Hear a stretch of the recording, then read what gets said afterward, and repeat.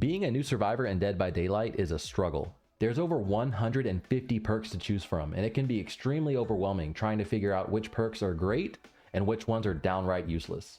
I'm going to show you 3 perks that I see new survivors using all the time that's actually hurting their experience and stunting their skill development. But I'm not just going to leave you with that. Afterwards, I'll show you 3 perks you should be using instead if you want to really hit the ground running as a new survivor in Dead by Daylight.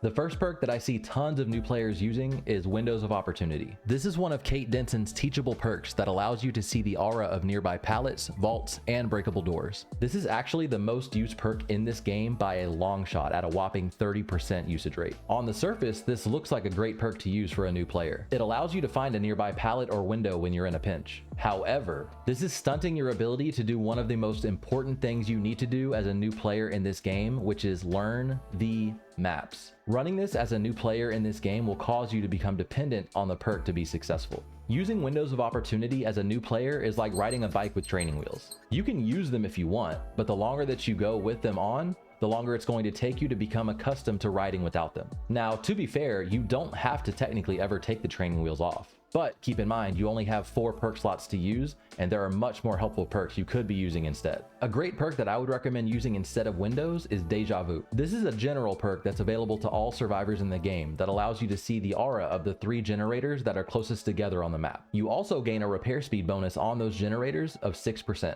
This perk is super beneficial for 3 reasons. Number 1, you immediately know where the generators are. The less time you take searching for a generator in the map, especially as a new player, the better your chances of survival. Number 2, the 6% repair speed bonus may not seem like a lot, but it makes a big difference. At the end of the day, repairing generators is your number 1 priority as a survivor, so speeding that up in any capacity is helpful. And number 3, by showing you the 3 closest generators on the map, the game is literally telling you which generators you need to complete first. A common mistake that new players make, mostly because they don't know that they're doing it, is they'll repair the first generator they see when they spawn in. Then once that's done, they go to the next closest generator and repair that one, and so on. By doing this, you're actually doing the killer a favor by setting up a potential 3-gen situation. What this means is at the end of the game, when you have 1 generator left to repair, there's 3 that you have to choose from. But because you did all of the generators on the other side of the map, those 3 generators that you have to choose from are very close together in proximity to each other. So this makes it very easy for the killer to patrol those last 3 generators, and it makes it very difficult for those survivors to get the last generator done and escape. Perk number 2 that you need to stop running as a new player is Urban Evasion. This is a Nia Carlson teachable perk that increases your crouching movement speed by 15% when you're uninjured. People slap this bad boy on their character and end up crouching around the map the entire game. Hear the terror radius? Hide behind a rock. See the killer coming from across the map? Crouch around a wall. The thing is, I completely understand the tendency for new players to do this because when you first load up Dead by Daylight, it feels like a horror game. And in most horror games, you want to do everything you can to avoid the bad guy. On top of this, running and looping the killer takes time to get good at. There's so many nuances and tricks that you learn along the way the more that you play the game. My advice to expedite this process is to actually get in chases more frequently. Now, I'm not saying go throw yourself at the killer every chance you get, but what I am saying is that you need to be prepared to take chase when it is your time. When you're repairing a generator, look around you. You should have different exit strategies depending on which direction the killer comes from. The last thing you want is for a killer to be heading your way and no plan to do anything about it. Urban Evasion encourages new players to play scared and hide for longer than you should because your default plan turns to hide instead of run. Instead of Urban Evasion, run alert. This is a Fang teachable perk that allows you to see the killer's aura for 5 seconds when they perform a break action. When they break a wall, kick a generator, or destroy a pallet, you'll see exactly where they are. This can help put your mind at ease when you're riddled with anxiety repairing a generator, wondering if the killer is around the corner ready to pounce. Before I get to the last perk, if you find this content helpful, make sure to subscribe. I'll be posting more Dead by Daylight tips and tricks videos just like this one.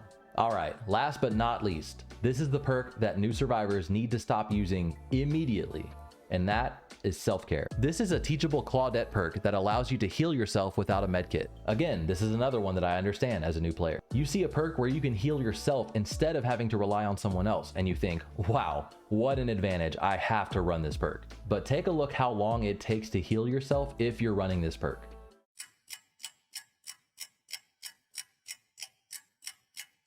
Using this perk is a massive time sink, and there's actually a couple killers out there where self-healing either isn't optimal or it's not possible. You're much better off waiting for a teammate to heal you and using that time to repair a generator instead. Not to mention, if you're that worried about it, you can always just run a medkit instead, and you'll be able to heal much faster. In place of self-care, run will make it instead. This is a base perk available to everyone by default. This perk increases your healing speed by 100% for 90 seconds after rescuing a teammate from a hook. So not only are you saving and healing a teammate, but if you're injured, that teammate can heal you back, and it would take significantly less time than self-care would. So there you have it. 3 perks you need to drop as a new survivor and 3 perks to use instead so you can start becoming more successful. So you can start seeing more of this and less of this. Leave a comment below with your favorite underrated perk that you feel like more survivors should be using. Thanks for watching, and I'll see you next time.